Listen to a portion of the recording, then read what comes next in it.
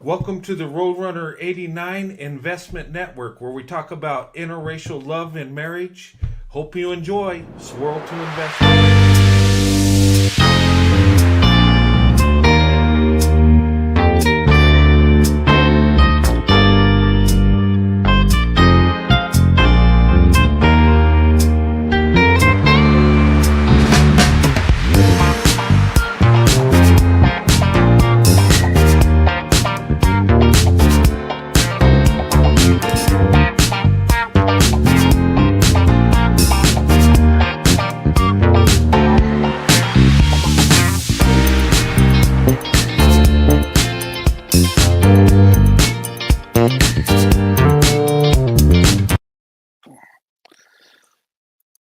All right. Welcome to tonight's show. How's everybody doing tonight? Um, I wasn't really planning on doing a show, but I just felt the urge to do so. But hey, Carolyn, how's it going?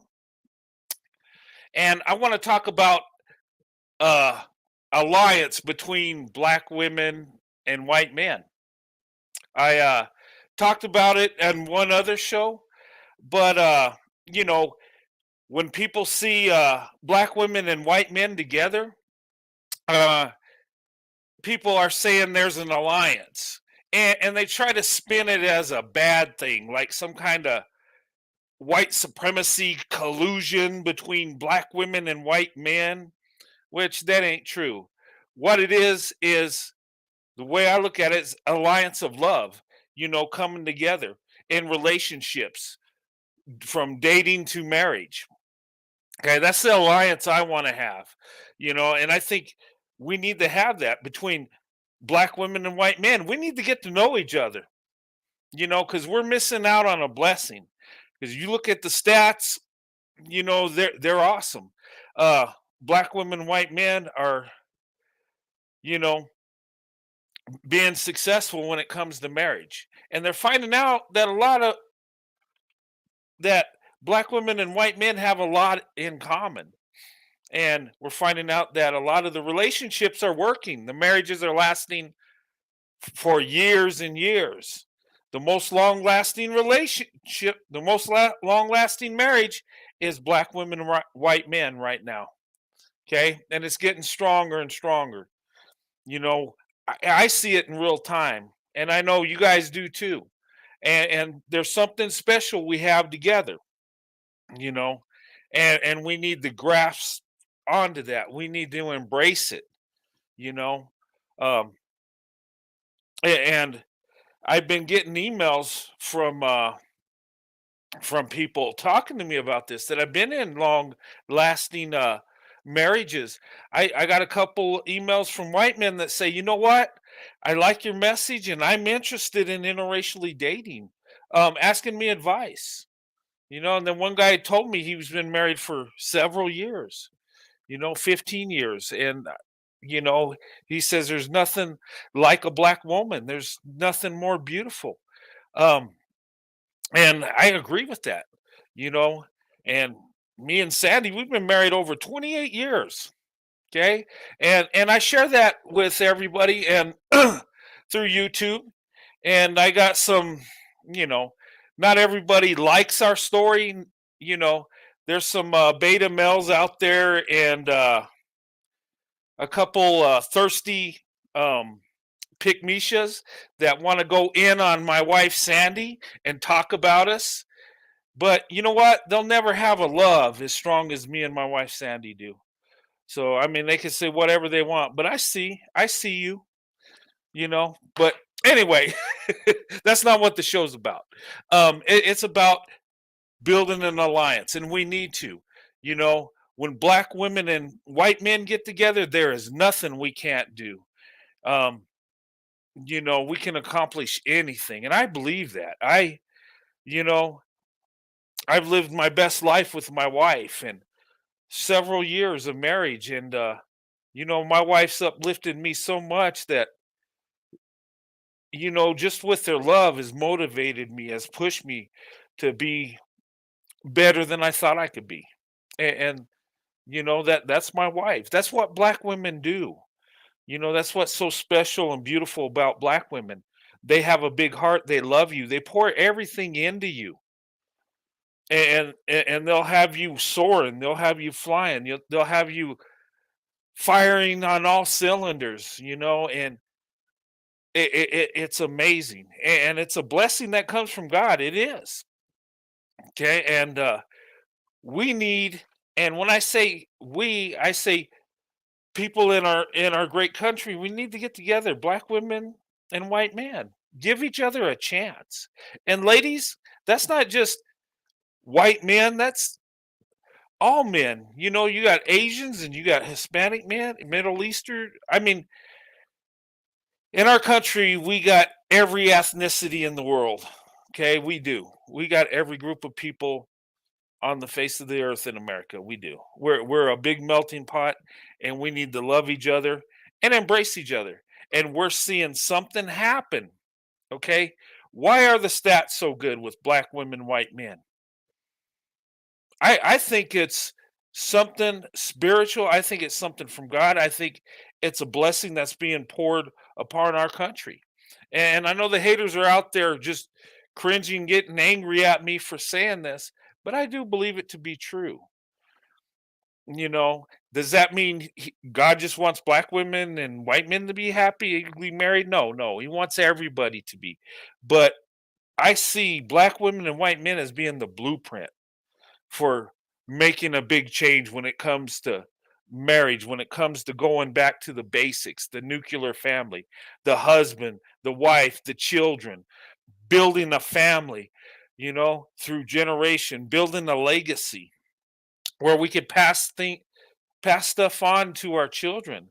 And I'm not just talking about physical wealth, I'm talking about spiritual wealth. I'm talking about love. I'm talking about passing down character, being successful, depending on God. That's what I'm talking about. Building a legacy, a family, and passing on a blessing to, our children instead of a curse. And I think black women and white men are doing this as we speak. And I believe the numbers are even better than what they're saying. Because there's a lot of people that like to suppress numbers or have their own little stats and rearrange it, and you know, but good things are happening, and we need to embrace that. And the only bad thing is more people aren't opening up their options. The bad thing is not everybody's seeing the true blessing and getting on board. Um, and I'm not saying everybody needs to open up their options because some people ain't ready for that. Some people don't need to open up their options. You know, if you want to be that power couple, you got to come in with everything and you got to give it your all. And that's what black women, white men are doing. They're giving everything and they're getting out of it everything. Okay. And it seems like black women and white men, we know our roles when it comes to marriage and when it comes to raising children. We complement each other, we lift up each other, you know, and that's a blessing. Oh, you have a new grandniece. Awesome. That's awesome, Indiana mom. She's due in 3 months. All right. That's awesome. It's always a blessing when a new member of the family comes along, and that's what it's about, building families, building legacy, you know, building a blessing. I know when me and my wife got married, it was new. We were married. We had our little one bedroom apartment and we didn't have much money, but we were so happy because it was ours and we had each other. And, it was so awesome. And, that's what it's about. We started the foundation of our family when we got married. And then our daughter came, she was born. And that another family member's added, and then our son was born, and then our youngest daughter was born, and then now we got two grandchildren, and the family's growing, and that's what it's about, and I'm telling you, The blessing of being with a black woman, being married to a black woman, you just don't know. And I'm not just saying it because I'm married to a black woman. I've seen the evidence. I've seen, other people's lives and how they're blessed. And you know, and when we get with black women, it's like, you know, our kids are blessed too. It's like it's a generational blessing. So something's going on here. It's not a coincidence. It's just not we're lucky or we're just privileged and we do what we no. Something's going on. Something spiritual. Something beautiful. Something love is coming out, and it's awesome. And people are starting to open their eyes. They're starting to see the true value of black women.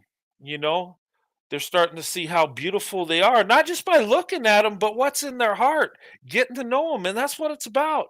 That's how we battle those stereotypes and generalizations and rumors and all that other crap is getting to know people, you know? And that's what it's about. And when we're finding out how much alike we are, we hit the ground running in our relationship. We make it happen. And and maybe it's because we're both the backbone of our communities and we come together and it's like we already know what to do. And I've told people when I got married to my wife, it was like we knew what to do and we just did it. Um, and people ask me, how did you last those many years? How did you get through it? And my reply, it's just too easy. I told my father when right before I married my wife, he says, "You know what, son? Sandy, she's a good woman and you got my blessing." Uh, but he said, "You got to stand with your wife against everything." You know, marriage is forever. That's what my father told me. And I looked at him and said, "Too easy." And he kind of looked at me weird, but later on he understood what I was saying. Because when it's too easy, that means you're in love, that no problems that come across will affect the love you have for each other. And I knew that before we got married. My wife was my wife before she was my wife. Seriously. And that was a blessing. And I want to see I'd like to see more black women, white men get together. I think it's a beautiful thing. We shouldn't tear it down or feel some weird way. Um Black women, white men in today's world, we're strategic. We got character and we're making it happen. Celebrate it. Do not be ashamed of it. Um, that people are going to try to shame, you know, call you people are going to say, you're a traitor to your race. And back in the day, that's what they would tell us white guys that opened up our options. But I don't hear that much anymore. Now it's like black women are getting attacked, which I think they've been attacked for a long time for dating and marrying out. And that's not good. That's sad. But you know what? We could still be successful. We still can get through this. And I'm seeing people that are. And there's nothing that makes me happier than seeing interracial relationships. People that are really happy in love. And nothing makes me more happier to see black women happy. I love seeing it. I might not even know the black woman, but if I see her happy and I'm just happy. I it feels awesome. Um oh, hello LVN, good to see you. All right. And it's good to see everybody tonight. I got some TikToks I want to show you guys. Okay, I'm not going to be on too late tonight. I'm going to try to keep it a little short tonight. I do got to go to work. I wasn't planning on going on tonight, but I just feel the urge to. And I want to talk about the alliance between black women and white men and why I think it's important and why we need to, open up to this and why. And that's not an alliance to tear people down. It's an alliance to learn more about each other. It's an alliance of love. Um, give Sandy our love. I sure will, Indiana mom. Thank you so much. You know, and that's what my channel's about. It's about sharing my life story, a piece of it. Uh, my interracial marriage, my experience, and how I feel and my love for black women, and how black women have been a blessing in my life, and the blessings I see in black women, in today's world also, and both young and old, black women are amazing women. They really are, and I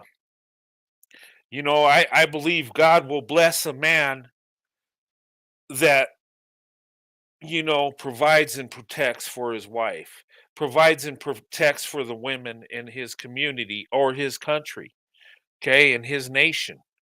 And when I say protecting black women is everybody's responsibility, it is, because they're in our nation, they're in our home, they're part of our nation. We need to protect all within. And you know, but yeah, we need to. Um But yeah, thanks for showing Sandy love. That's beautiful. She really appreciates that and stuff. And I don't mind anybody attacking me on YouTube. We all got our opinions and all that stuff, and you know we got our beliefs, and I believe in free speech. But the problem I have is when you attack somebody's wife, somebody's children. I don't do that. No matter how much I can't stand somebody, I would never go in their wife or kids. I'm better than that, and that's, to me, is unacceptable. Um, but you got people that you know have their head in the dirt, and that's how they like to sling mud at anybody and anything that has anything to do with you. That's how people are. People are evil that way. But uh, oh, thank you so much. Full respect to you too. Um, I thank you for that. That's awesome. But we got a blessing. We need to embrace it, guys. And if I ever open up my White Zaddy Academy, it will have a statue of a black woman, white man embracing each other with with the like a waterfall behind it. If I only could do that, right? Uh, yeah. But seriously, we have a blessing. Let's embrace each other. Let's get to know each other. And of course, vet. Okay, because there's good and bad in every group. Thanks, Afro Angelique. We are the blueprint. I appreciate that. That means a lot. White Zaddy Academy, yeah, and but we really are blessed, and I want to put out the message how interracial marriage can be such a blessing. Because you have people that have their opinions, and that have that segregated mindset, that want to be separated, and they'll say bad things about it, like it won't work and all this other crazy stuff, and to try to discourage others for opening up their options, you know and okay, Courtney texts me that they're watching this. Oh, nice. Okay. Honey and Sawyer are watching from school. Nice. Glad you're watching. Welcome to the Roadrunner Investment Network. White Zaddy Academy. Yep. You know what? If I had the money, if I was a millionaire, I would open up a school right next to Umar's school, and I would have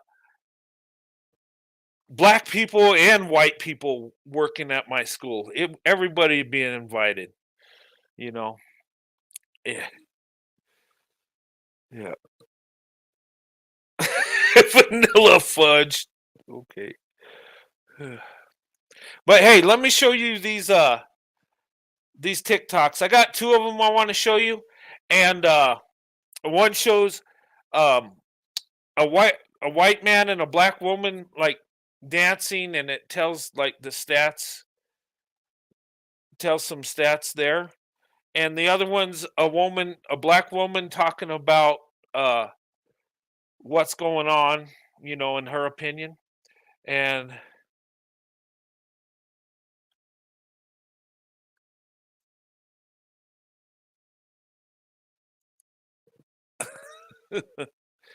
but yeah, let me pull this up for you guys. Umar is still reeling from the beating he took from Cynthia G. Yeah. Uh, honestly, from what I seen,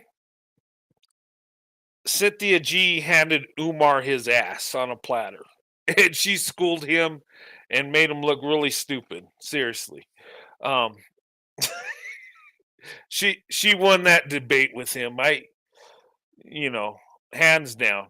I know people that don't like her are going to say, that Umar somehow won. I don't see it. They know it's not true. But yeah, she took him to school. But heck, when you come with being a victim and you know and not living in the here and now, I mean, what more do you got to offer? But yeah, but that was a fun debate to watch. It really was. I wish there'd be another one. I would pay money to see her just mop the floor with that guy. But anyway, let me show this right here. Okay. Uh Between white husband black wife were nearly 50% less likely to divorce than white okay, you see that stat? There's another stat. All right.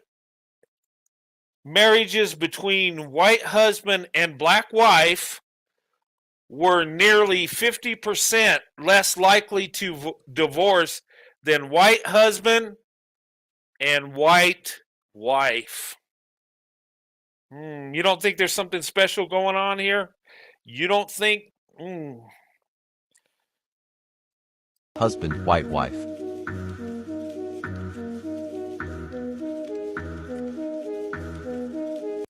You don't think white husband and black wife aren't the power couple? Why are we leading the way? Just saying.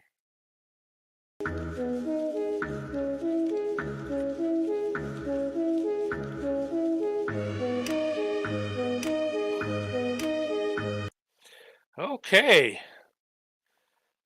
All right. So nearly 50%. Last study I seen was 44%. There are different studies that get different numbers, but it is close to 50%. And I think it's even when it's a black woman, black man, it's, you know, the likelihood of a divorce is a lot less when it's black women and white men. You know, we outlast everybody when it comes to marriage. And we're doing this. And you know what? They can't hide it. They could try to spin it and say all these things that it's privilege, white supremacy, and black women, white men are in cahoots or some kind of conspiracy going on. But the truth is their marriages are lasting longer. Oh, is that right? 82% divorce rate, black women, black men. Wow. I know it's high.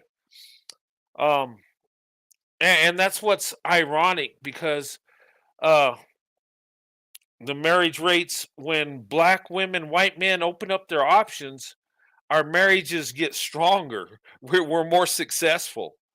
Um, and we're the most that are attacked. We're attacked the most. Think about it.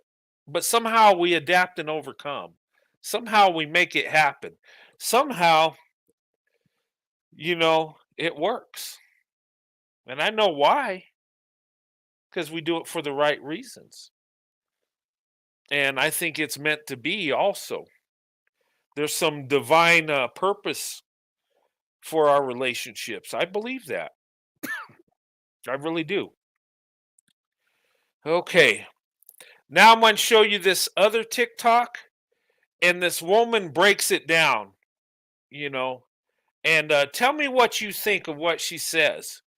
If you believe what she said is accurate, or is she a little bit off? Okay. Um, but let me put this up here.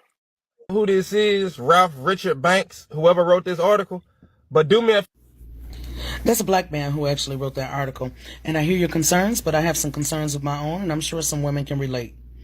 We are not being swept from up under y'all. Nobody has to advertise. Y'all actually forcing us out of our community in these relationships through y'all abuse, y'all malicious intent, your manipulation, your 50%, your what you bring to the table, your lack of taking care of your children, your lack of wanting to provide for us because y'all feel like we gold diggers. There's a great exodus happening. Nobody has to advertise it. Women are getting out. Domestic violence says if you are being abused, then you leave as quickly and as safely as you possibly can. And that's what black women are doing. If we cannot find it among our own men, we have to go somewhere else. So this is not advertisement. This is a force out. Okay, what do you think about that? She had a lot to say, didn't she? Bonnet Club, yeah. Um, well, I didn't choose the TikTok because of their bonnets. I chose it for what she was saying, because it made sense what she's saying. And I hear a lot of black women say this. You know, she she put it down. She really told it like she sees it. You know, she's tired of the 50%, 50-50. What are you bringing to the table? Um, what's going on in the community. And the marriage rates ain't good. The divorce rates are very high. Um, and the numbers are slanted against black women. We're and ladies, before you even start, you're already at a 2 million. There's 2 million more black women than black men in America, approximately. So you're already behind 2 million just before anything happens, right? And then black men will date and marry out twice as much as black women, right? So you factor that in there, and the marriage rate in the black community is 30%. And I know they say that black men are marrying black women. 87% of black men marry black women. It sounds awesome, don't it? But that's 87% of 30%. So it's actually less than 30%. So it's really not a good number. Okay. And to be fair, marriage in all groups is bad. You know, it is what it is. We all need to work on it. Us as men in our nation need to stand up and take accountability. And if our marriage rates ain't good in our community, it's our fault because we are the leaders. I can accept that. If you say it's your fault that white people only marry 50% in the collective, yes, that is true. It's because we're the leaders, right? We can't be a leader and it not be our fault. That makes no sense. That's like a coach leading his team and saying, well, we lost, but it's the quarterback's fault. It's his fault. You know, leaders in combat, if it goes bad, the mission fails, they don't say, well, it's their fault, not mine. I'm just in charge. And a lot of things I'm seeing, people having excuses why the marriage rates are low, how it's not their fault, how it's and and I've seen black men and I've seen black women say this, and they blame it on black women. Why the out of birth rate is high in the community, why the marriage rate's not as successful. I'm hearing it's black women and white supremacy is at fault. That's what I hear. Now, is there white supremacy? Yeah, there is. But it's not as big as people make it. It's really a minority of white people that are idiots. It does not control whether you get married or not. White supremacy don't control, men marrying women. It's up to the man to do that. And unfortunately, a lot of men do not want to get married. They'd rather have, you know, be a fiance for their whole life. And what is this thing going on now in today's world where people have a fiance for 8, 10, 15 years and even have children almost grown up and still not married? What's going on there? But that's what I'm seeing. That's my perspective, what I see. Okay? I'm not absolutely right, but I think I'm more right than, I think I'm mostly right on this.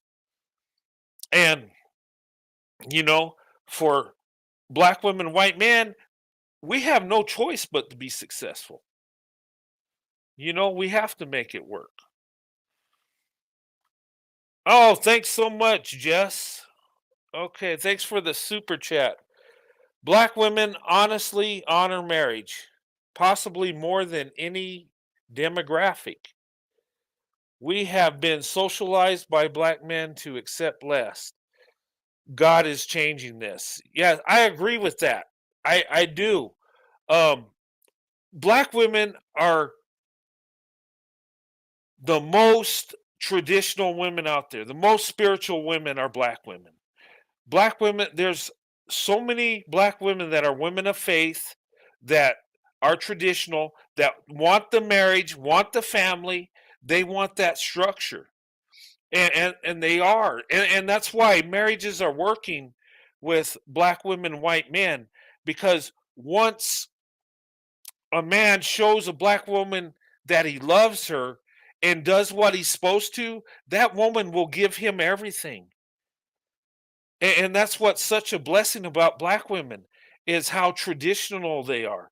And I'm telling you, the biggest attraction when it comes to black women is how traditional they are. Yes, the professional black woman's, attractive too, and that's great.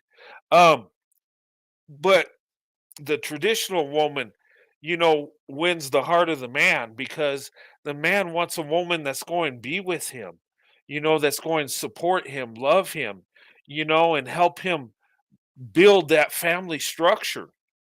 Yeah, I totally agree with that, Jess, and thank you for the super chat. You are absolutely right, and that's true.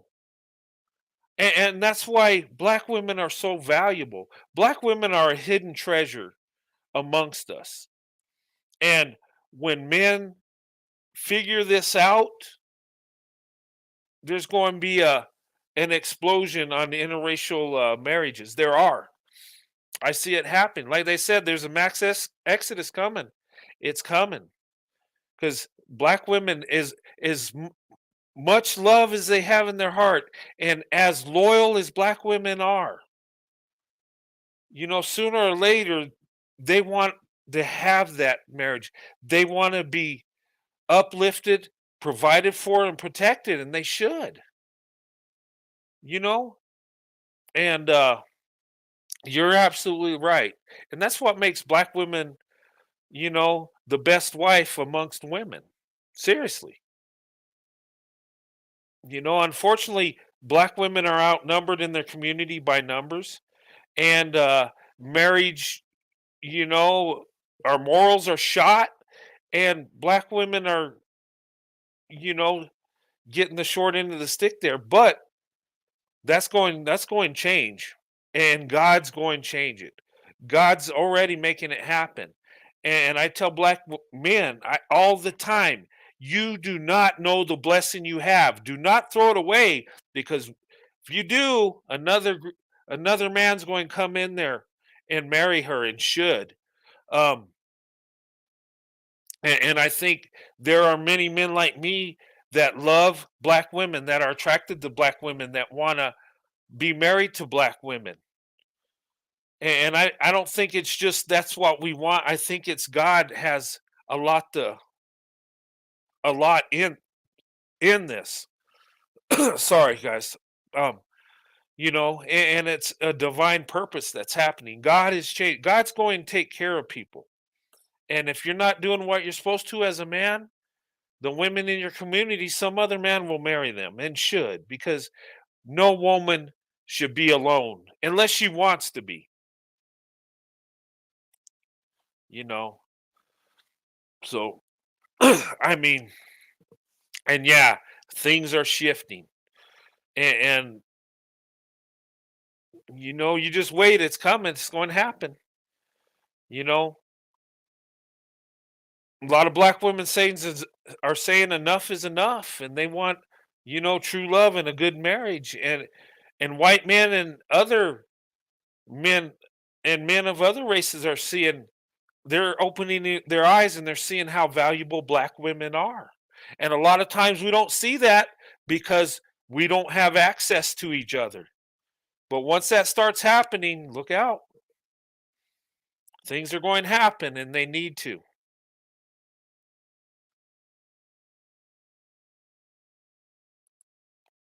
But yeah, Jess, thank you for the 4.99. Thank you for the super chat. I appreciate that. I really do. Thank you so much. Um, they keep black women a string for years because they are still looking for other women. Please wake up, ladies. You know what? What you just said, I've heard a lot of black women say that we're just left to the side in case they want to come back. And no, you should not be any man's second choice. You should be a man's first choice. And you should never wait for, if men ain't going to step up, don't wait. I know some black women that are in their 40s and 50s, never been married. And it's not because they didn't want to. They were waiting for that good black man to come through. And not every black woman gets that. And it's sad. Um, and there's so many reasons why that's happening. And we don't address that, you know.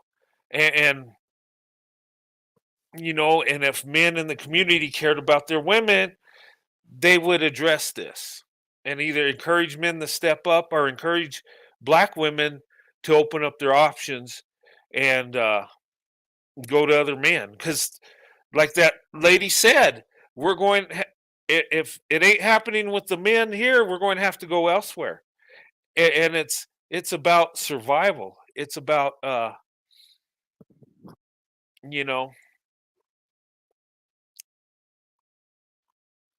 sorry, I'm going through this thing. It's about survival. It's about having a family and stuff. And naturally, a woman wants to be protected. Naturally, women wants a man that's confident, that's hardworking, you know, and that's what leadership is. If you don't have confidence as a leader, the people that follow you ain't going to have confidence either.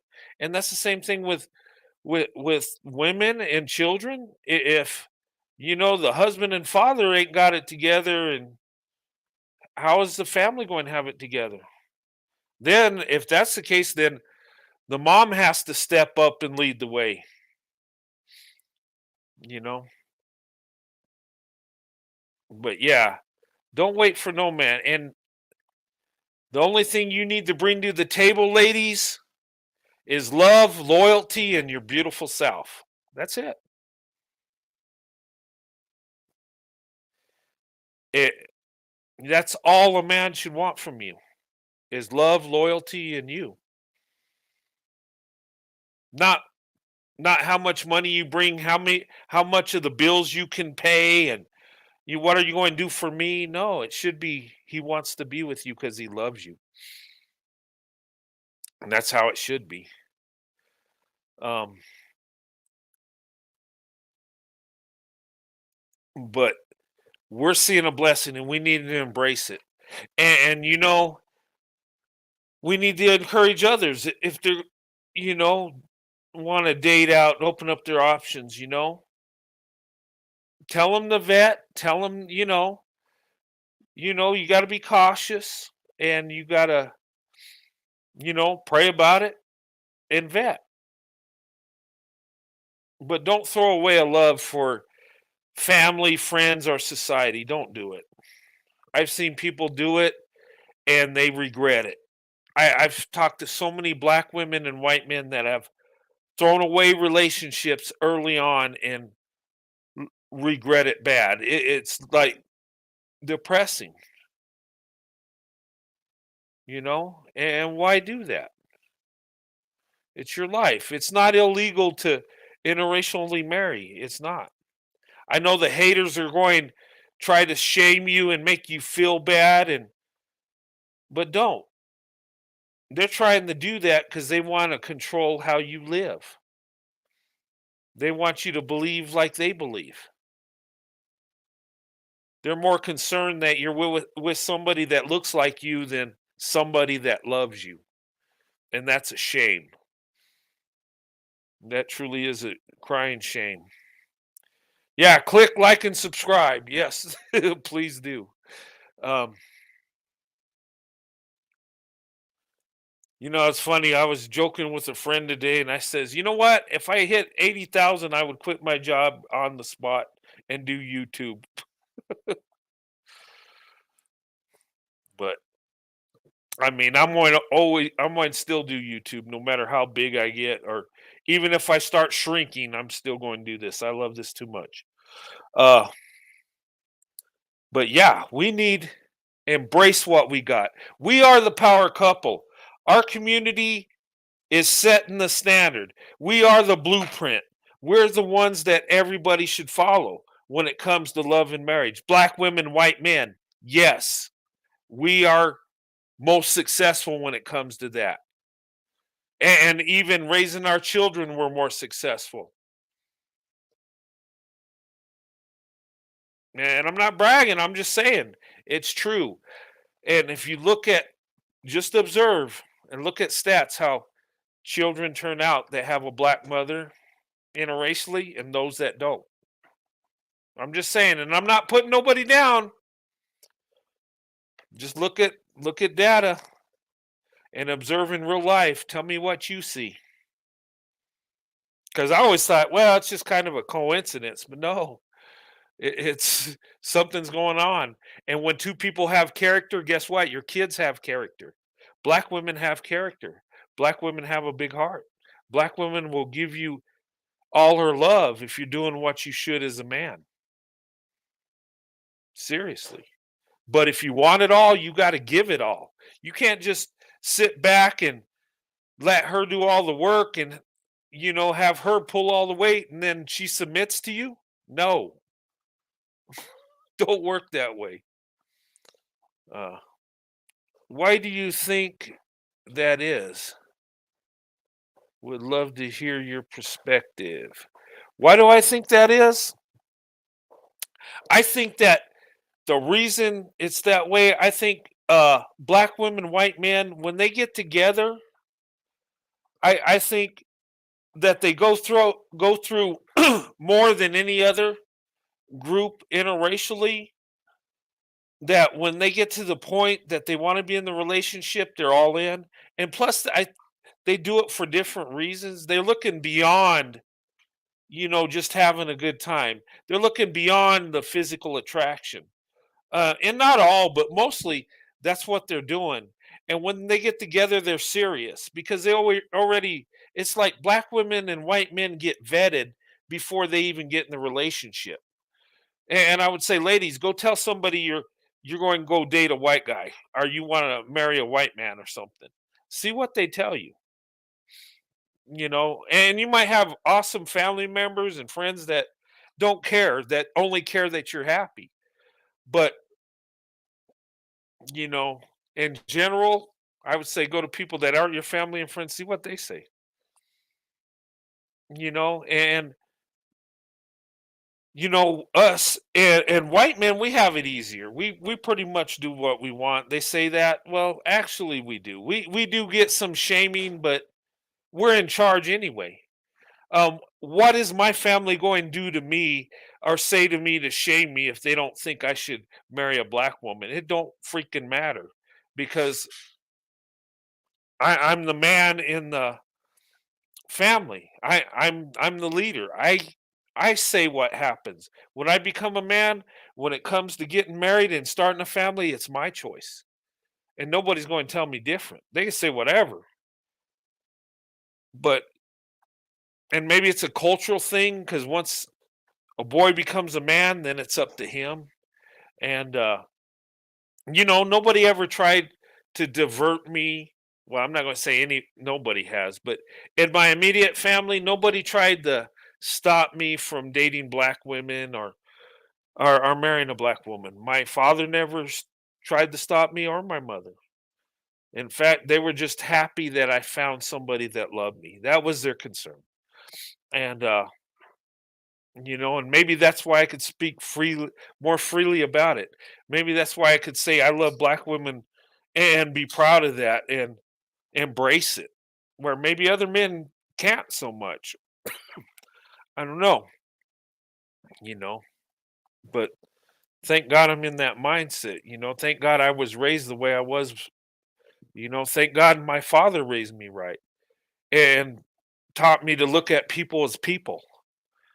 I never thought about black people being black and how we're so different. I never did. Until I got older and went to school, and it was weird. What? I mean, it wasn't real hardcore racism, but it was like kids were divided because their parents were in that segregated mindset, like we stay with our own type thing, and one way you can figure out how some child's parent is how their kids act. Um, yeah, but and I thank God for that. I thank God I was able to date and be with whoever I wanted to be with. And I got the best option. Black women are the best option, hands down. Black women are the alpha in their community. White men, we are the alpha in ours. And when we get together, we make it happen. We don't sit and wait for things to happen. We make things happen. And we're finding love and we're opening up our eyes and saying, wow, you know what? We're not so different. We look different, but you know what? We got the same goals, a lot of us. And I'm telling you, you get a traditional black woman and a traditional white man together, oh, there's nothing stopping them. Because now they got spirituality, you know, they're a man and woman of God, and they're going to make it happen, and nothing's stopping them. There ain't no amount of hate or any crap out there that's going to stop them from doing and having what they want in life and being blessed. Seriously. Um, all right. I'm going to drop the link. We're already 48 minutes into the show, but I'm going to drop the link. If you guys want to come on, you can. I'll give you that opportunity. If you want to talk about this subject, um, but I do believe we need this alliance. They say we have one, but they say it's a white supremacy alliance. No, that's not what it is. It's a love alliance. We have a love alliance. We're finding out about each other. We're finding out that we're so much alike. And that's good. That's a blessing. Hey there, Afro Angelique. How's it going, young lady?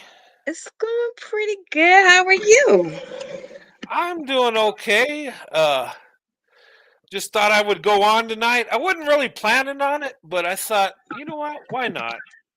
It's the lore. It's the lore of the YouTube. It is.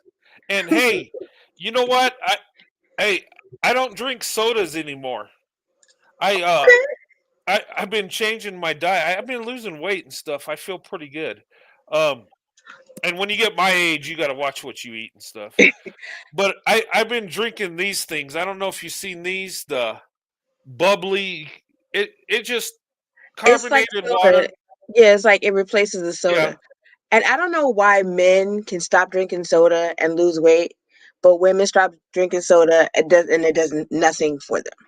I don't know. Because I got in the habit of drinking a soda, a Coke, or a Dr. Pepper, and that gets addicting. And I was like, when I went to the wedding, I was like, I was gaining weight, and I was like, what am I doing? I said, you know what? And I'm drinking sodas, and I'm like, that's just pure sugar. Mm-hmm. So I was like, I gotta stop that. So I drink these, and it don't It's a taste it. replacement. It don't taste the same as a soda, but it's got the carbonation, and I just think it's a mental thing. I drink it and I'll burp like I'm drinking a Coke, and but I'm and it keeps you hydrated because it's water instead of just Yeah. a sugary drink. Yeah, it'll wean you off of the soda. Yeah, and that's what I want to do because and then Yeah. I stop eating red meat except once a week. I will if I do. Yeah, You know, I, red meat slows down your metabolism. yeah, and plus it's hard to digest too. It's rough on your body, to Mm-hmm. break it down. So, and I saw a thing on TV that scared me. It said, and guys, I don't mean to get off subject. I'm just happy about what I'm doing in my life here. Um, Well, you gotta brag about it if it's doing things for your life. but I mean, I feel so much better. And, I saw a thing on TV where this doctor said that we have like, I don't know, 20 or 30 pounds of waste stuck in our body because of the foods we eat. And I'm like, oh my goodness. Heck That's an no. actual lie because your body can't actually hold that much waste at one Well, time. I don't know. He said something like It's that. one of those it's one of those infomercials. I've seen it all the time, and then I went and I did the research on it. It Mhm. can't Your body can't hold that much waste at one time. You'd be throwing up. Well, maybe not just sitting there, maybe processing through your body. The most you can hold at one time is 5 pounds. Oh, is that right? Hmm. Well, still, 5 pounds is a lot. Yeah, this And is true. but I, This is I why you mean, lose weight if you have to empty out everything for a colonoscopy. That's why you lose weight. yeah, I don't want to do that. Um, sometimes you have to, because of health reasons, and you get in older. But I, Hmm. I'm trying to do stuff naturally. John Wayne, yeah, he passed because load of beef in his gut. Yeah, and guys, it's not good to eat beef every day. You Mm-mm. should you should do it once in a while. I'm not saying don't eat red meat because it does have protein and iron and good stuff in it, but your body, it takes a long time to digest it, to break it down. It's a So special treat, not an everyday thing. yeah, yeah, exactly. Um, but hey, But anyway, okay. sorry. DK had a really interesting question. Yeah. Okay, I'm Um, sorry. Um. Oh, do you want to ask her? I'll ask her. okay, so why is it that, white guys or non-black guys think that our sassy attitude or our truth telling is so like cute or sexy? Oh, we just lost is Jessica. Hey, you could come back up, young lady. Let me put the link. Yeah. Um, Every time, like, if I'm blunt with like a black dude, they're all like, "Damn, fix your face. Why you got that attitude?" But then when I'm blunt to like a white guy or my boyfriend, he's like, "Oh my god, please continue talking." oh, And you know so, what? I I think what it is that they find it attractive, and I do too. When people say that black women get loud and stuff, I listen to them, and a lot of times they're just passionate in what they're saying, and passion's a good thing. And sometimes we see it because we're not used to it, and it's attractive. It's like, oh, okay, she believes in what she's saying. Um, yeah, I think that's what it is. It's just something different, and they embrace the difference that you have. Um, that's just rare. Usually attractive. you'd be like, "Damn, why is she so loud and bitter?" But then a white guy be like, Oh yeah. Oh, Okay, did that answer the question? Well, Uh, did it answer it? That's my perspective on it, though. I think it's just something that's different, and they see it as you being passionate, and there's nothing wrong with being passionate. And I want to welcome at the church girl. Welcome to the panel. That's my perspective Good on it, though. I think evening. it's just something that's different, and they You, see it as you being passionate. oh, And I think she had to you Like gotta to you got an put down echo. the box. Want to you have to welcome. mute your YouTube. Yeah, if it's got StreamYard and YouTube, remove the YouTube because it'll double feed. I Or you think could you just got it. mute okay, it. talk me through it. I They don't see know what it to as do. you being passionate. Okay, Is she? Are you on computer? yeah, I think so. Yeah, she had to I put yeah, YouTube. on the top it'll say, it'll show StreamYard and it'll show YouTube. And if you take the YouTube out, oh, She was pretty. yeah, she might have hit the wrong button. You can Hmm. come back up. If you guys get dropped off, just come right back up. I'll put the link up there so you can come back up. Dang, I hate there were two people that came on that dropped off. I trying to explain because when you have two tabs open, it'll double feed, and I think that's what usually happens because I used to have trouble with that, and I figured it out that I had StreamYard on and YouTube. I Um, will I will mute the YouTube just so I can have it open and like still do the chat. But oh, okay. I should have told her to do that. because I can't, like, I have one tab for the StreamYard and one tab for the YouTube, and I mute the YouTube. Yeah. Yeah, you could do that too. I didn't think about muting it. I think I. Sorry, guys. If you want to come back up, just hit the link again, and we'll get it fixed for you. And yeah, if you want to try just muting the YouTube and having the StreamYard open, uh, I didn't even think about that. Josh says she's gorgeous. This is random, but like Yeah, relating to the topic, I don't know why, but like biracial kids with a black mom and like a white dad, they're like the nicest people I've ever met. I don't know why. They're so like tuned with their blackness, like their black culture and both yeah. cultures. And they're like sane. They're not mean or anything. I don't know what about it. It. You know what? I found what you say is true. It's like they embrace both. It's not like they're trying to be one over the other. Hmm. Um, and it seems like they got a more solid foundation. And I give black women the credit for that because, of course, the man gets credit too. But black women, there's something special about black women.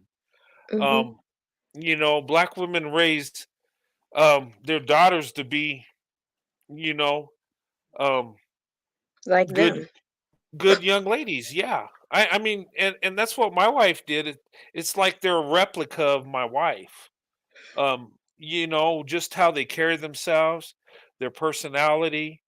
Um, it's like I don't know. It's They like have one. they get that nurture. Yeah. They've been Hey, nurtured and taught to love themselves. yeah. Hey, welcome again. Sorry about that. I think I may have it this time. Oh, okay. Awesome. Awesome. Good evening. Good evening. Thank you for allowing me to join you this evening. I Oh, have been yeah. watching you from afar for a while now. Oh, okay. Well, welcome to the show. Thank you. Thank you. Thank you. I wanted to ask, first, let me say I am married, Mhm. interracial marriage. My husband Nice. is actually Greek. Oh, okay. That's another layer of culture on top of it. Yeah. Oh, yeah. But I wanted to ask from our situation, our experience was whenever we joined together, we have some friends and family that were embracing our relationship. Uh-huh. We have others that totally dismissed us. Like I lost a couple of girlfriends. Um, Mhm. I got kind of estranged from a couple of guy friends and a couple of family members. So I wanted to ask you, what was your experience whenever you initially decided to partner with a woman outside of your race? Um, well, what happened with me is my parents weren't against it, so I could pretty much do what I want in that aspect. And when I started dating back when I was 16, I was interracially dating then because I was attracted to black women from the get go. Um, so my parents kind of knew how I was before I knew how I was, if that makes sense. They knew what direction I was going. And there's certain things in my life that led me that way, but within my my immediate family it wasn't a big deal at all. Now in my family beyond that, there were some that were against it. My grandmothers, both of them didn't like it.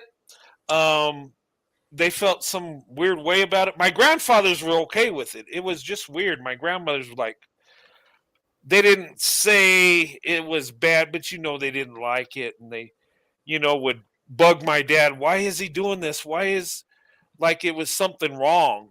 And my father was like, hey, that's who he likes. That's who he loves. It's his life. Um, but there were some family members that didn't embrace it. There were I had one friend that, so-called friend that was like, "What are you doing? This is, you know, something wrong with you," and didn't like it at all. And I lost a friend over that. And my wife lost a couple friends that felt she shouldn't uh, date or marry me. But for the most part, we didn't go through a lot of trouble. But there's always somebody that don't like it. There's always somebody that's got a problem with it. But when you love each other, it don't matter, you know? Exactly. So, I mean, you don't like it? Oh, well, this is my life. This is my Mhm. wife's life. And, we made it work. And, we just went past our 28th year. We've been married 28 years. And, Wow. yeah, we've got 3 kids and 2 granddaughters. So, our family's grown. So, um, and I like talking to people about it because I've seen people where they, have been in a relationship and they felt it was good, but somehow family or friends talk them out of it. And later on, they have a broken heart feeling that they made a mistake. And I see that a lot. And it's sad. Um, It is, I basically will correlate it to those who don't embrace same gender loving couples. Just like you stated, I always knew that, a black woman was my preference. Some people always know, yeah. what direction they're going into. Now I didn't have a preference really. I just wanted Mhm. someone to love me for who I am. So I've dated Yeah. both. And this Yeah. is actually my second marriage, and my second marriage was with a black male. Totally different situation. But the way that people will, dismiss someone's relationship and someone's preference and their heart's desire, Hmm. I think is a little bit, I won't go so far as to say evil, but it's manipulative on that person's Yeah. soul. Because every person deserves to be happy. Every person deserves to have love the way they desire to be loved. And Yeah. I mentioned in the chat that my own father would not even have a conversation with my husband when he wanted to ask for my hand in marriage. He avoided him like he was the FBI, the IRS, and the CIA all at the same time knocking on his door. He would Oh no. talk to. But my mother, loved my husband from the moment she met him. She actually, my sister told me later that she called her, was like, Peaches, girl, I think we done found Val a husband. Yeah. Because she just she knew me well enough to know what Mhm. I needed and what type of love I was looking for. So, they're not, it's one thing to have those who won't embrace, but it's a beautiful thing when you do have a community that, just love the fact that you're in love and your heart is happy and they just Yeah. want to see you happy. Yeah, and yeah, that does make it, special.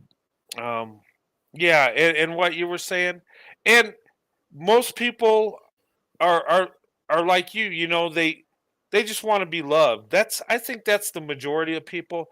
Me, I'm a little different, you might say, but early on, I just there was an attraction to black women. I just seen black women in the positive, and and my parents seen it back when I was young, and they knew I was going to marry a black woman, and they never tried to stop it.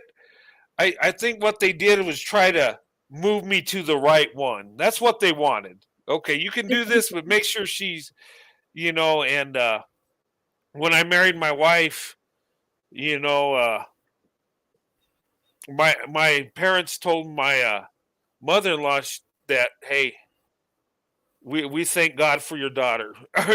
We don't have to worry about our son no more, and it's a blessing. And that was nice. And fortunately, both our families, didn't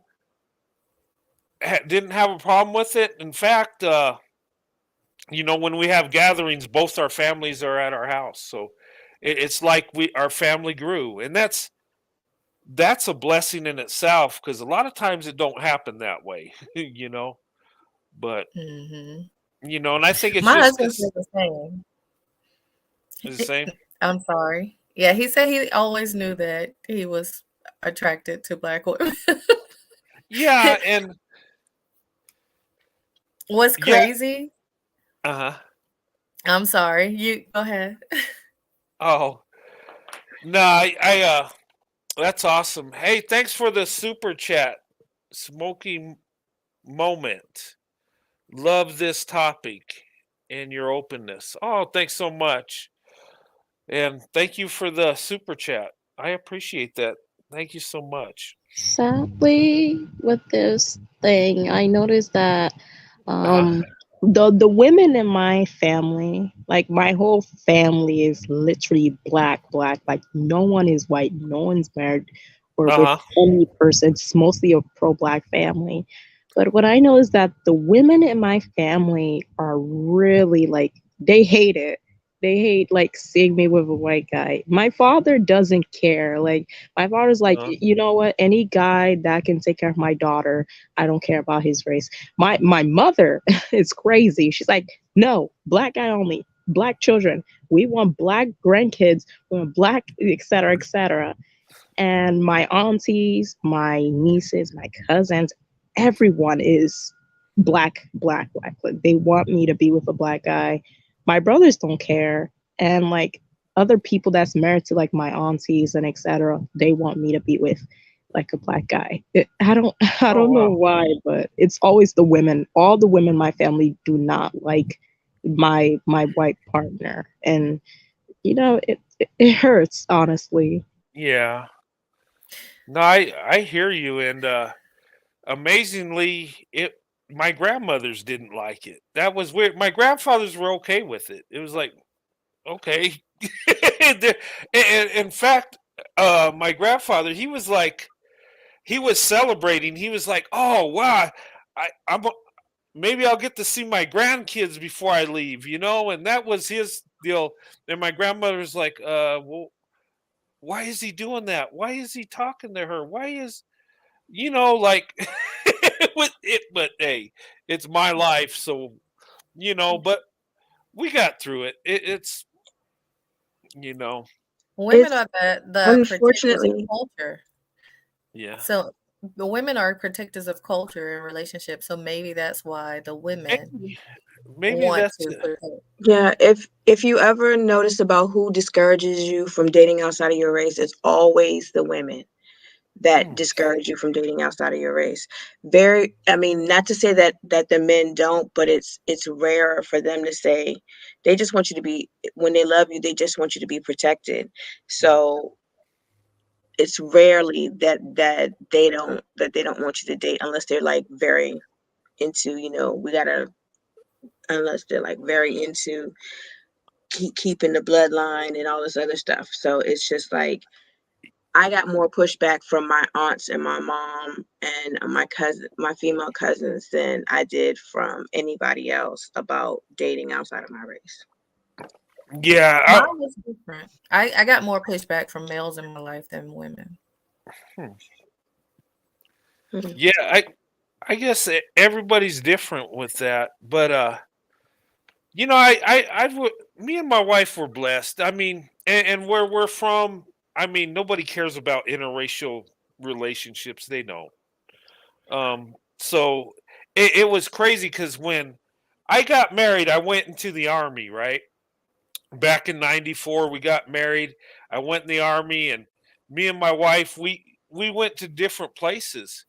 And coming from New Mexico, where nobody cares, to other states where we found out there's people that have a problem with our relationship, and that was like a shock to us. Like we knew it existed, but you don't really know it till you see it in front of your face, and it was like, wow. It was but um but for the most part, we didn't have a lot of trouble. There were some instances, but you'll have that, when you're married almost 30 years, you're going to experience something, but you know but we got through it. And I when I went in the army, I got married and went in the army, so my wife spent 20 years in the army with me. So What? yeah, she lived the army life. And you know what, you got to respect a woman that will stay married in the army for 20 years and all the deployments and all that stuff. Yeah.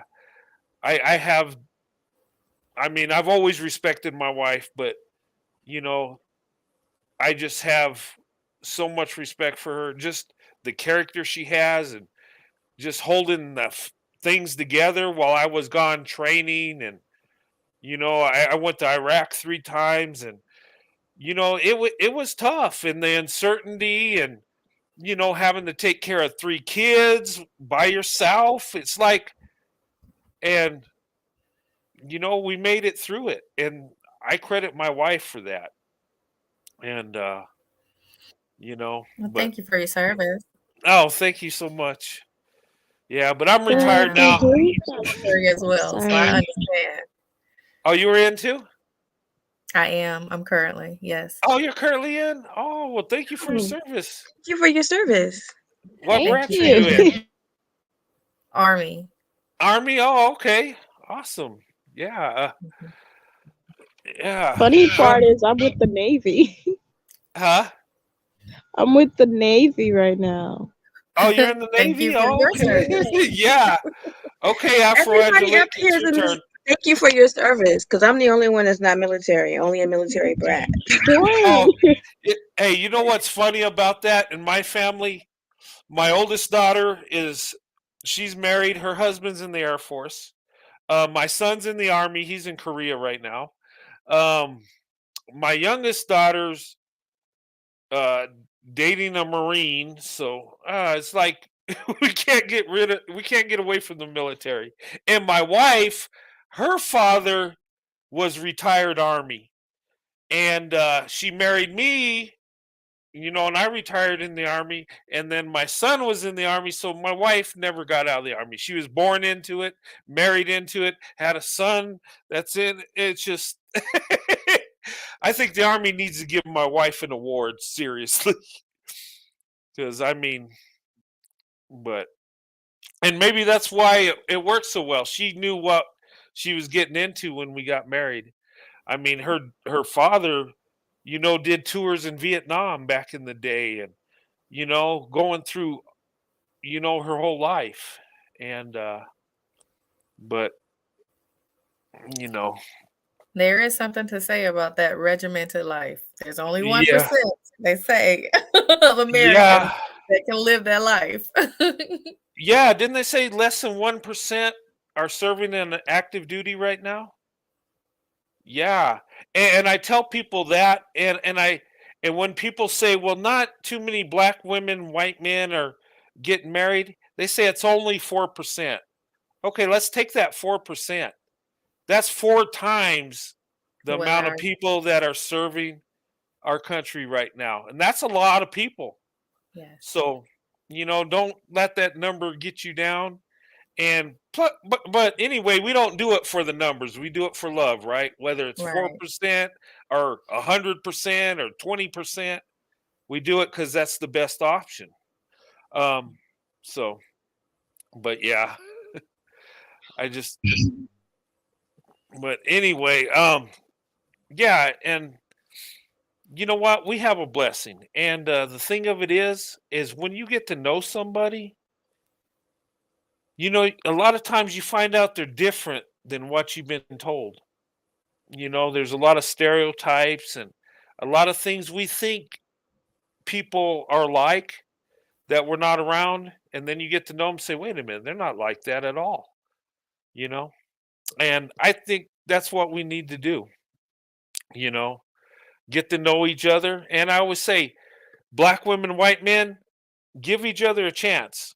You know, you might find someone that loves you that you love, and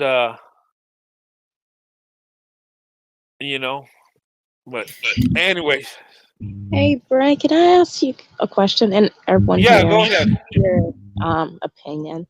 How Okay. would you come around you're a white guy being so family oriented? Like what I mean is that um my boyfriend is very traditional, very Uh huh. conservative, and family Uh huh. is something important to him. Yeah. And he has a good relationship with his parents, and he thinks family is important. Yeah. But I don't usually, I'm not close to my mother like that because, well, she's bad. I'll put it that way. She's bad with my dating life in regards of me dating white guys. She's Oh very wow. toxic and she don't accept that. Yeah, she made an ex actually left me because she really made him uncomfortable. All he kept talking about was how my mother didn't like him and how he wants to impress her so bad, but she don't like him, etc. And he actually left because me and her fall out because of that. So I don't usually talk to her, and I don't want to bring, my boyfriend to meet her because I already know she don't prove me dating out my race. Mm. But he values family and he'd love to have like a family dinner with my parents and his parents, etc. But I don't know how to go around that and tell him why I don't want him to be around my mom or meeting my mom at all. Um. So, can Well. anyone help me? Well. I think what you need to do is, it when it comes to a relationship, and if it's going to marriage, your relationship's more important than your mom, your dad, your brother, sister, family, and friends. Because when you come together, this is your family, and you are the most important thing to him, and he's the most important thing to you. That's how it needs to be, because when you come together in marriage, you come together as one. And it's you against the world. And when you get married, it says forsake all, right? And what that means is you stay faithful and loyal to each other. You come first. You and him come first. So you would have to just talk to him, say, hey, this is the way my mom is. She might not accept you, but it's okay. I love you and you love me. And we're going, you know, have our family, because that's what we want. And sometimes you're going to have a family that don't like it, and she might think by giving you trouble that you'll just give in and come home with a black man that she wants to have black grandkids or whatever. But it's your life, and if you love each other, it's about you two. It's not about your family at that point. They either going to accept it or not, but you got to live your life, and you want them to accept it. You do, and it's tough. But if they don't, they don't. Um, but you just have to talk to them and level with them. Say, hey, this is what we're faced with, and she don't like you because you're a white guy, and I'm sorry, but but you just tell them, "Hey, I love you, and we're going to make it work." And that's what's important. And I know it's hard, but you can't control people.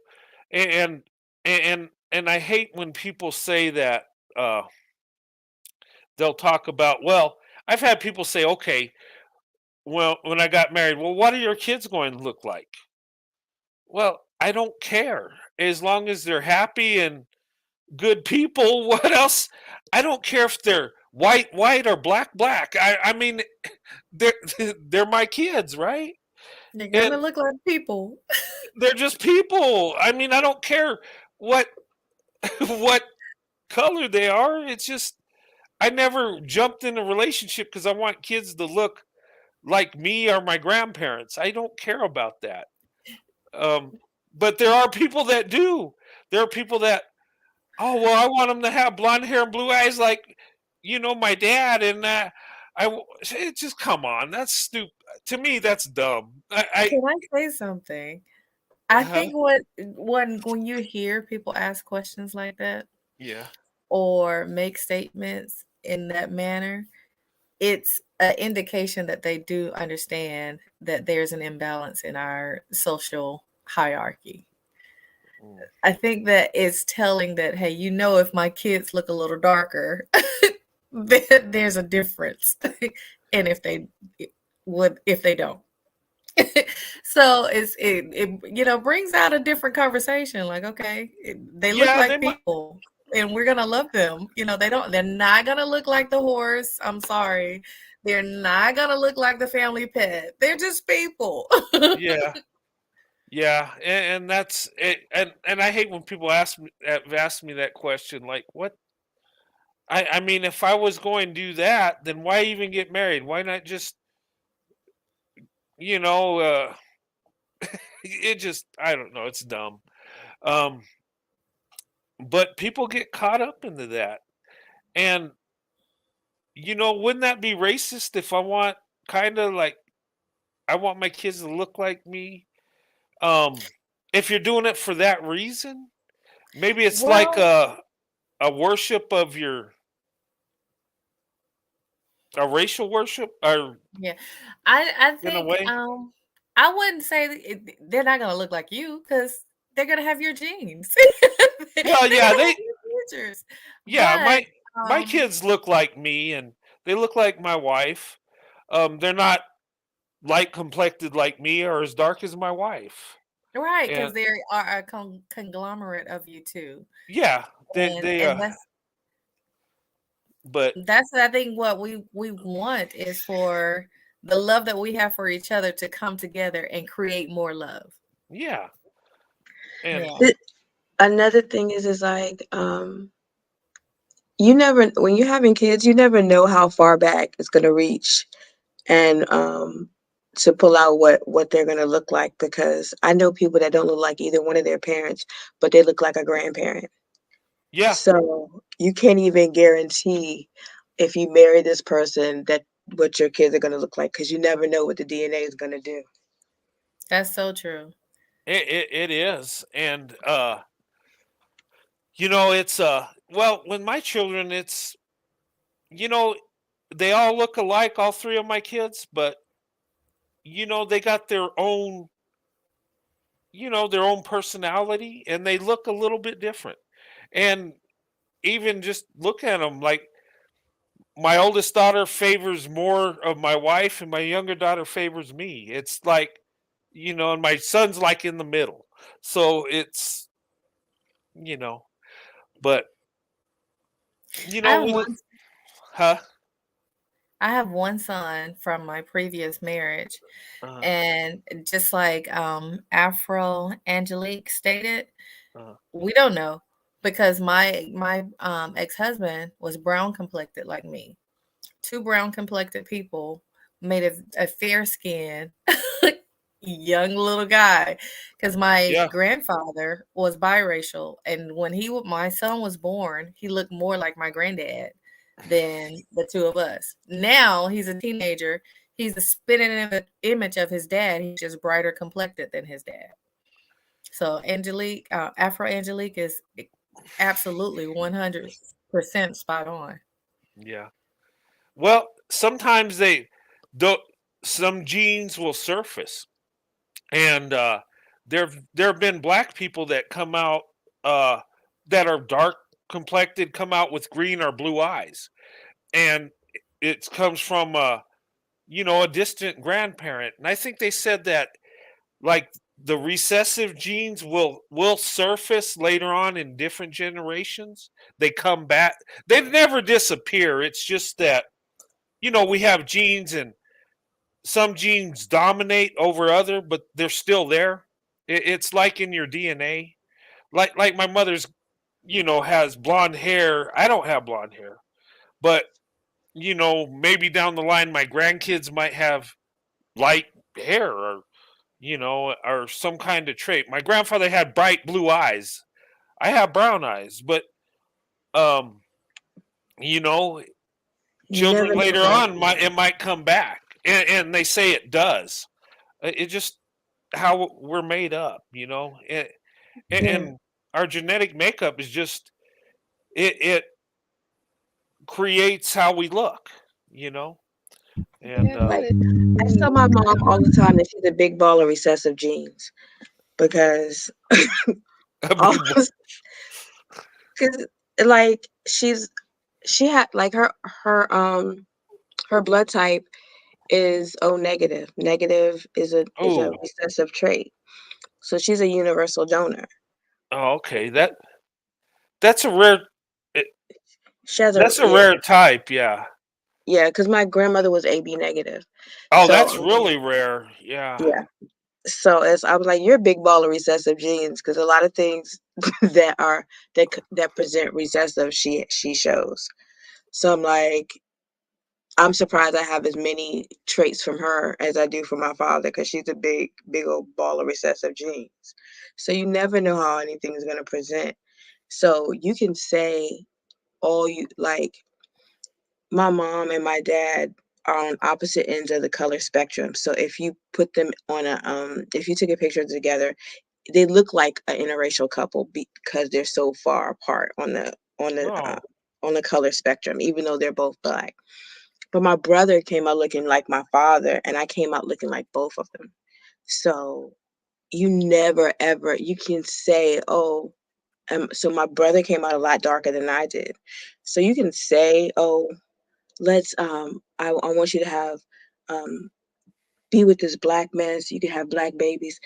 Do you know that like my uncle and his wife were about the same complexion, and they have one child that's darker than them and one child that's lighter than them. If you're two black people coming together, you can create color up on any part of the spectrum. So there's no guarantee that you're gonna have black babies, little black grandkids to love on. Because when you get two black people to get together, you can't even guarantee that skin tone. So why not just go with where you love and love the kids you have? That's it.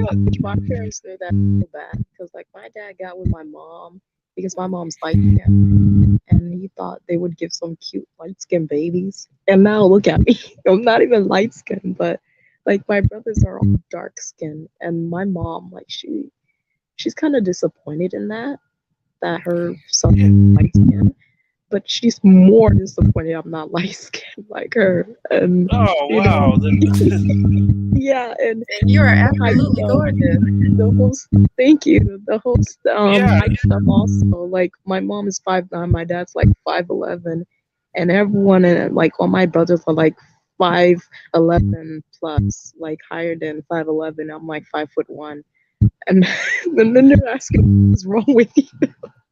Well, you know what's crazy is when it comes to like my family, I'm like the smallest man in my family, and this is kind of funny because um, well, me and my brother have different moms, right? So my my father's 5'11".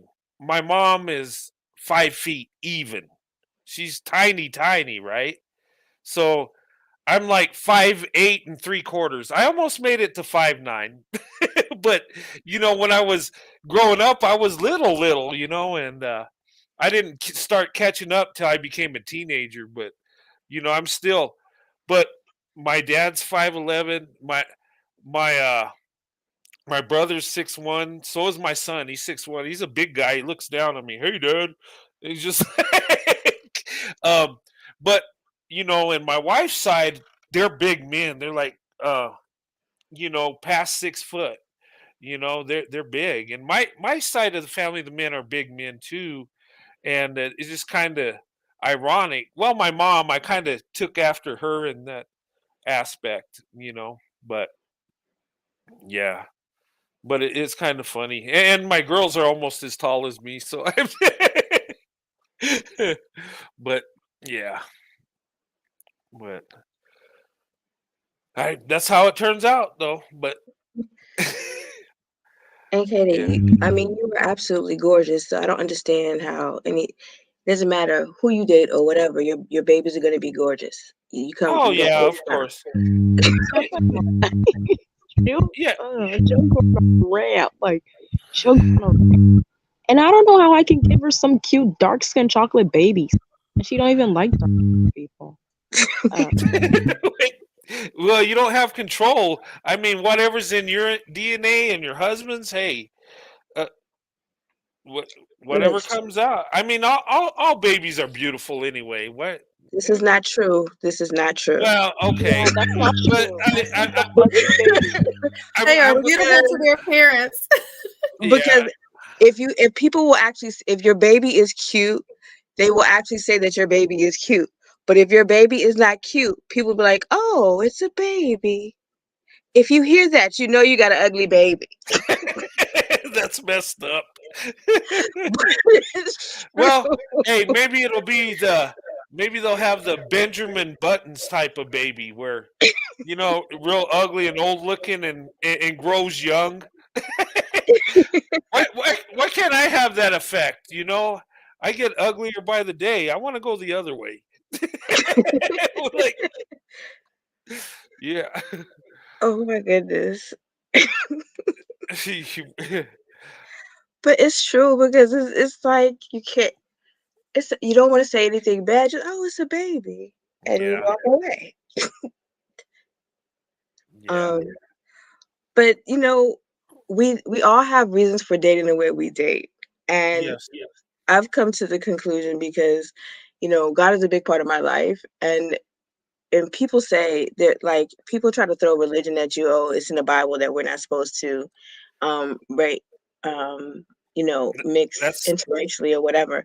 But that's I've come not to the true. conclusion that since God wants us to love God and love people, that He is basically encouraging you to love everybody. And if we're supposed to love everybody, then why can't we love interracially? Yeah. Well, they take verses out of the Bible and they spin it to fit their narrative because God's people told them don't have anything to do with these other people down there. And the reason he said it because they didn't worship God. They were idol worshipers. They weren't right with God. He didn't want them to drift away from God, so he told them to stay away from them. But in the Bible, if you read it, it it says once you're born again, you're the same. Whether you're a Jew, Greek, we're all one in Christ.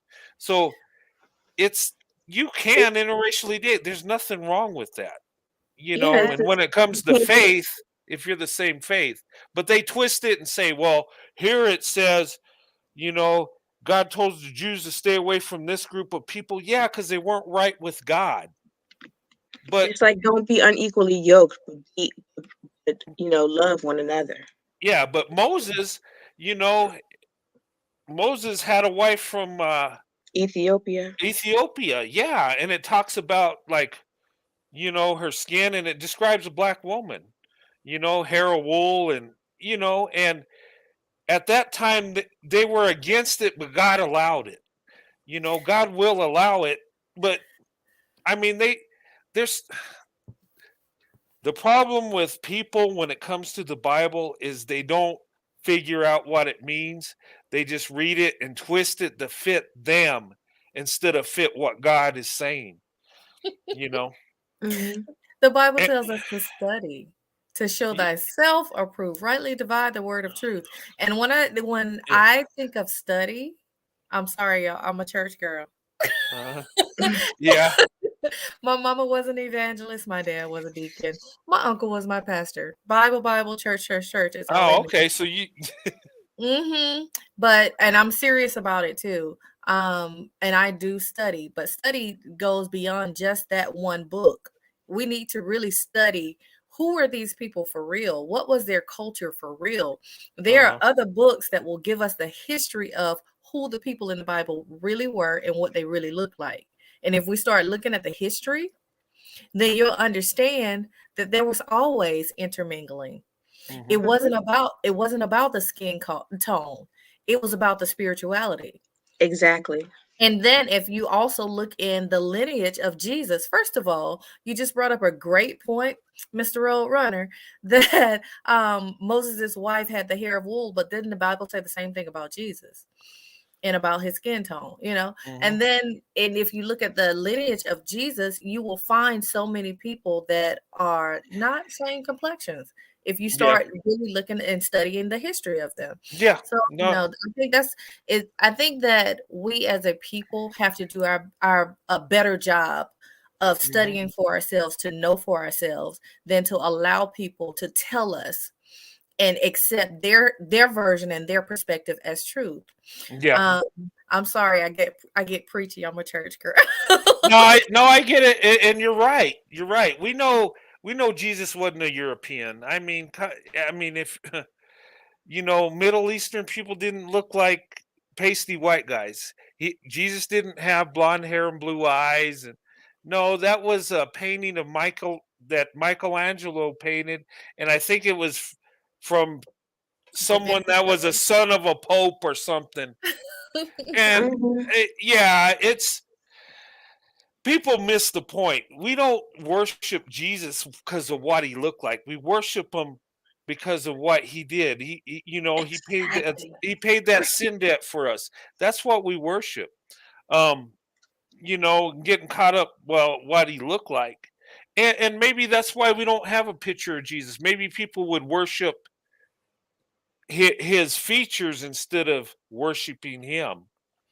That's And say, if he's a black guy, we're going to worship black people, or if he's some other, you know what I mean? It just that's why he people didn't miss want us the to have point. an image of him Yeah.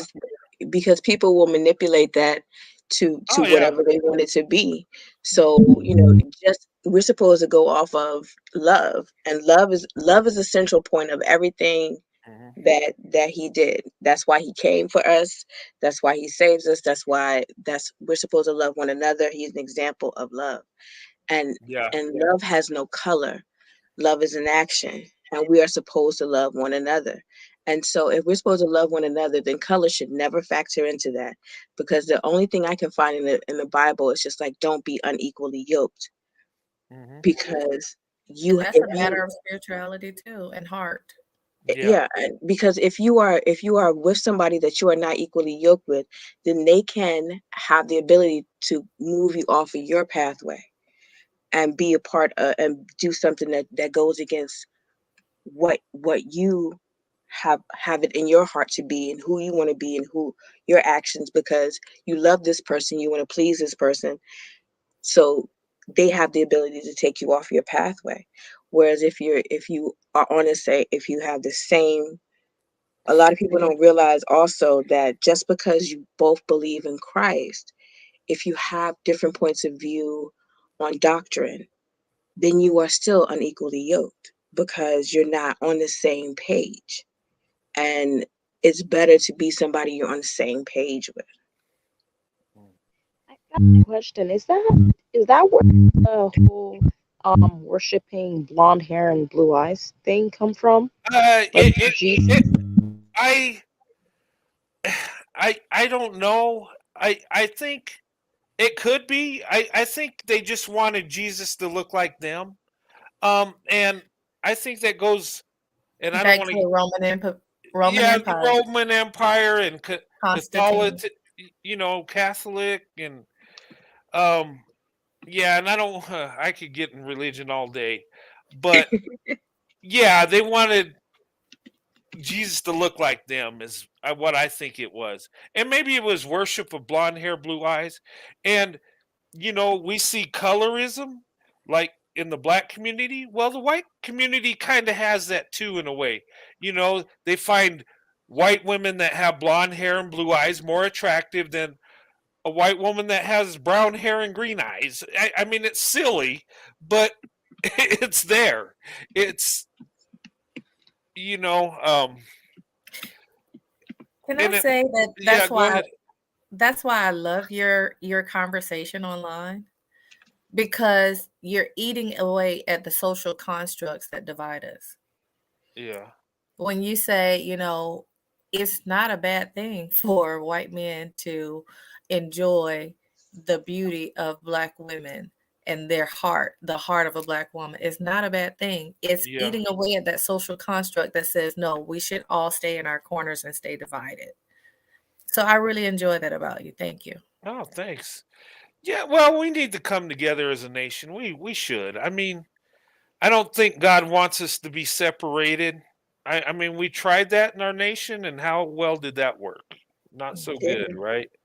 Mm-mm. Um, and when we come out of sin like that, you know, um, we need to strive to, be Christ-like. And I'm not, you know, try to do it God's way and love each other instead of dividing ourselves with silly things like skin tone, hair color. That is just That's just your genetic makeup. Don't worship that. Don't worship your skin tone. You know, worship If God. And you know what? We're all creations of God. When the Bible said God created man in his own image. It didn't say he created black man or white man or Asian man. It said he created man. And you know, and if you study the Bible, we're all the same race. We're human Mhm. beings. We're the human race. There's different nations, yes, and we do have different features, but we all came from Adam and Eve, and we're all sons of Noah. And if you look at Noah's sons, right, you can tell, by just studying where they went, who you're a descendant of. You take Shem, he went to the east, the Middle East, Far East. Those people are descendants of Shem. And I think the Jews are descendants of Shem. And then Ham, African, Egyptian, is descendants of Ham, right? And then Japheth was considered father of the Europeans. So we're all in that, and guess what? These three men had the same mother and father and populated the world. So we're descendants of him. And I mean, yeah, we you look know, different and they went to different places, but if everybody didn't concentrate on the external and they concentrated on the internal, so the beauty of somebody's soul, and then if we were trying to get likes for the beauty of our soul versus the beauty of our face, mhm. this world would be a much better place. Oh Right. yeah, most definitely. And And I we would think that's no, go ahead. Go ahead. sorry. No, you're good. Go ahead. I think that's what the work that Jesus did. That was the work that Jesus did. Yeah. I mean, even beyond the separation of the wicked and the righteous, Hmm. we see him sitting on the well talking to the Samaritan woman. She came Yeah. from Samaria, where they were deemed to be the ratchet people. Yeah, yeah, they were. They were the ghetto people. Like, what are you doing talking to that woman? You know, Yeah. of all women. Well, But yeah, and then the Pharisees had a problem with Jesus too because he was talking to sinful people, sinners. And you know what? We're all sinners. And when it talks in the Bible, and I talked about this one time in a prayer meeting, like um when the woman that committed adultery and they're about to stone her, and the crowd is angry, and Jesus walks up and says, and he drew in the sand or whatever, and then he said, "He without sin cast the first stone," and they all dropped their stones and left. And at that time, it was just Jesus and the woman, and he looked at her and says, "Go and sin no more." He forgave her and told her, "Don't." It's like, okay, you sinned, I forgive you. Don't do it no more. Sin no more. And that's a beautiful thing because it shows that we're all sinful. So Jesus being with sinners and the Pharisees having a problem with it. Well, the Pharisees were sinners too. They weren't perfect. They were at the time the religious people. And I picture people that go to church not because their heart's in it, but just to say, "Hey, I'm religious. Look at me. I go every Sunday." Look, to where somebody that their heart's in it, goes because they want to serve God. And that's how the Pharisees were. And they would always try to get Jesus on things, but they never could. Um, and that's what his purpose was to save us from sin. That's why he came. He came to be that sacrificial lamb to pay that sin debt. And thank God he did, because that's the only way we can get back to God is through the Son. And you He, know, for God but sent not his son into the world to condemn the world, but that the world might be saved. But the world through him might be Excuse me, saved. So my sister, my dear, we're my getting an echo sister, somewhere. my dear. Can you hear me? Hello? hello. Can you hear me? Hello. I Hello? think I don't know, you're getting some backfeed on Hello? your microphone. Yeah, Can you hear me? I can. Okay. Just first off, I'd like to say that one, the black people came and descended from the Hebrew Israelites, not Hebrew Israelites. And second of all, there is no place for a white man and black women to ever get close and love each other. The white man caused the black man to be lower than, and the black woman white supremacy by being with the white man, the enemy of the state, the one who put down the black race. The white man is the enemy, and black women have no business being on this panel with a white man. I say Okay. black women have no business You, being. you, hey, you're going to make him mad. He's going to come on. Okay. Thank you, Umar. All right. Look, All right. I'm just. She's a mess. I mean, actually, I had to wave my red flag. Like, okay. I think you did that one time, and I was like, "Oh my God, is he on here?" Oh, yeah, we can't even. But yeah. I But I Britt, I just want to say that I appreciate everything that you do, oh, because thank. you allow us to come on and to talk about things that are pressing, and things that we're curious about, and allow us to fully feel safe, feel like we're in a safe space, that there are no repercussions just because we are who we are. And Black women don't have um, a lot of safe spaces, and I really appreciate that. Oh, I appreciate that. I do, and and that that bothers me because Black women are doing so many amazing things, and I see the blessing in black women. And I look at social media and I see people trashing black women, saying horrible things, and even and what really blows my mind, because I never thought I would see this when I started making videos. I thought when I started talking about interracial relationships, I thought that I would get a bunch of white supremacist racists going in on me, right? And I get a couple of them every now and then, but usually black men come in and attack me. It's weird. And maybe I don't know. I never imagined that. You two really blew my mind. The people that go in on me, and I never thought I would see that. But it is what it is. I mean, people could say what they want. It's free speech. I just don't like when people attack my wife or kids. That me, that's fine. Say what you want. You can call me a white supremacist or a fetishizer or whatever you want to say. That's cool. But my wife and kids, that's going beyond, you know. But anyway, I don't want to get all into that.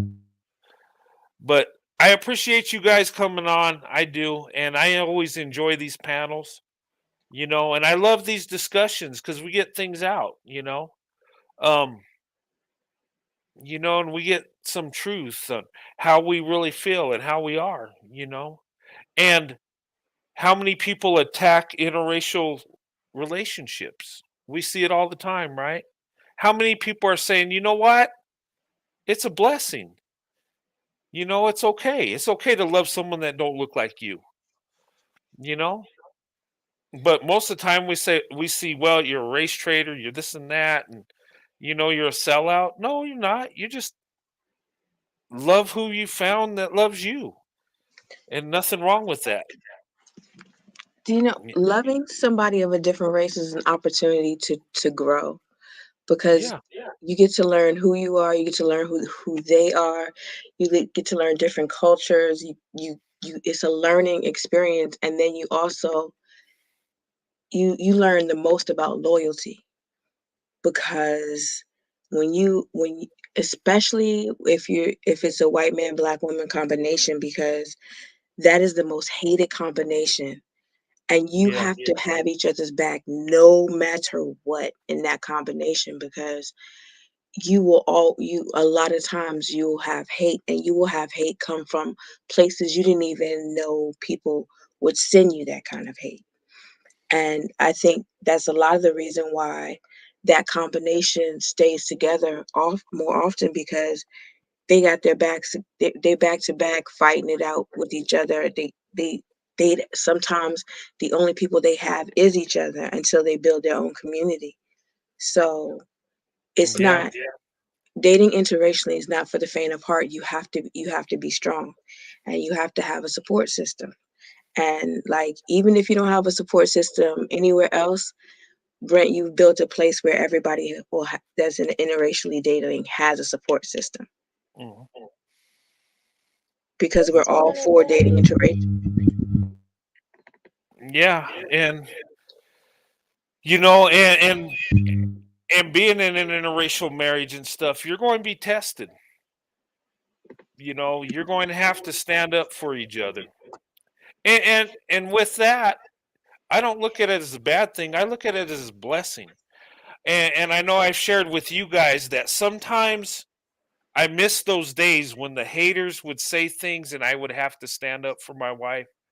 I embraced that time. And sometimes I miss that because that was a way I could show my wife how much I love her. I mean, I always show my wife I love her, but that's one thing that she really embraces when I stand up for her.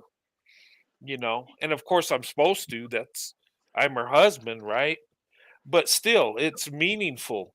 And sometimes and maybe this is weird, sometimes you embrace the tough times because you got through it, and you made it work.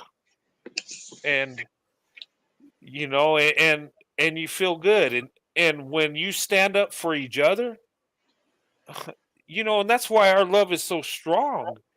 And a lot of times, black women and white men have to stick together, and it's like sometimes a feeling like it's us against the world, but you find out that you trust in God, cling to each other, and you're going to make it. You know. I wanted to say This that far in your relationship, do you still have to stand up for your wife or have to defend your relationship? Well, where I'm really defending it is on YouTube. But I mean, there are times, not so much. Back in the day, I really had to, because when we were starting out, there were people against it. Um, but through the years, um, I mean, there's been a couple times I had to stand up for my wife, but it's not an everyday thing. It's like once in a blue moon, somebody might say something to you, or it don't happen all the time, but I embraced that time, those times I had to, even though it was horrible that people were showing us hate, but we got through it. And you know I don't I know, just well, but go ahead. I don't have to defend my wife on a daily basis or nothing like that. And where we live, nobody cares really. And most people that are against it aren't going to just come up to you and say it. They usually keep it to themselves. Once in a blue moon, you'll get somebody that'll just say something to you. And and we've had that happen a few times, but for the most part, nobody bothers us. Like I said, people bother me on YouTube more than my real life, you know. And I think it's just because I'm promoting interracial relationships. And in my real life, we're just living our life. I go to work, my wife does her thing, and we just living our life, you know. I just wanted to say this before I get off and go to sleep that if the whole hating stuff, some people deserve hating because some people are very arrogant, but some people don't. You know, some people hate you Uh-huh. for because they have this fear. You know, and with fear comes change, and many people do not like change, and when they fear change is coming, they will try to um um shame you and bash you and gaslight you, etc. And they're doing Mhm. this with you, Brent. Like, oh my God, not a white guy promoting interracial dating with a black Mhm. woman. And if the black women are doing it, it's not the common thing. It's a change. People fear change. And many people hate black women and white men because we're a change of norms. And of course, we're a threat because we're like the same people. I think black women and white men are they're the same people, except different genders and different um, melanin, I'd say. Mhm. But yeah, we relate to each other, and people won't be open minded to that. They fear it, and they will try everything to keep us away from each other. And, you know, the more negativity they try to spread, maybe they'll try to manipulate your mindset. But if that's hard to do, then, it's hard to do. But I just Yeah. want to say thank you, Brent, for letting us and letting me have a say, and letting me be goofy, etc. And thank you for the chat and the beautiful ladies on here. And I hope you all good night. And I need some sleep. So good Oh, night, everyone. thank you so much. You have a good night. I appreciate you coming on. Uh, DK, it was good to see you, young lady. And I appreciate you ladies coming on. And she's right. You're beautiful ladies, and you're beautiful in spirit. And thanks for coming on. I enjoyed having a discussion with you ladies tonight. And I know everybody watching enjoyed it. I just looking at the comments, we got a special place here, and there's a lot of love here, and that's how we need to be, you know, and and I think interracial relationships in today's world, we got to have them because our marriage rates, just looking at our country, it's not good. Okay. I mean, across the board. And sometimes, to find love, to get in that traditional relationship that God wants us to be in as husband and wife, we might have to open up our options. And the numbers are slanted, you know, if we really look at the numbers. So find someone you love, okay? Skin tone and, your features, that means nothing. What's in your heart and soul means everything. And that's what we need to go for. But I appreciate you ladies coming on. And the church girl, thank you, young lady. I Yeah. really enjoyed talking to you. And Afro Angelique, I always enjoy talking to you. And anytime I'm on, you ladies are welcome. And I like to have panels because I think that's what makes it more interesting. I think we learn more from doing panels than me just sitting here talking, giving my perspective. I think it's better when we get other people's perspective and, talking about issues and stuff and relationships. That's a good thing. And, I embrace that. I love that. This is why I do this. This is, like Afro Angelique said, you, tempt or what'd you say? You just couldn't resist. Yeah, that's about the truth. I just love coming on and talking to you guys. And our shows sometimes go for hours and hours. And I Yeah. know people email me and say, you know what? I love watching your show, but can you cut it down a bit? I don't have the time to stay up all night. And I apologize. I just love talking to people. I mean, when I have a connection, I could talk all night. I remember back when I was dating as a teenager, my dad would just tear into me, son, get off the dang phone. I'd be talking all night. And that's what I'm doing here. But it's not because I want to be up all night. It's just I enjoy talking to you guys. I enjoy talking to you ladies and you guys too. And I just embrace that. And it lifts me up. It makes me feel good. And hopefully, you know, um, I can make you guys feel good and we can uplift each other. That's what it's about. We can use YouTube to go in on people, or we can use it for a blessing. But I enjoy it. I'll be here until YouTube says, you know what, you're no longer welcome, whatever they do. But as long as I'm able, I'm here, and I enjoy it. And you know, and This I enjoyed talking to you ladies tonight. It was a real blessing. And church Prince. girl, God bless you and your husband, and Thank Afro you. Angelique. Thank God you. bless you. Mhm. Um, what are you gonna say, Afro Angelique? I'm sorry. I was gonna say this is your ministry.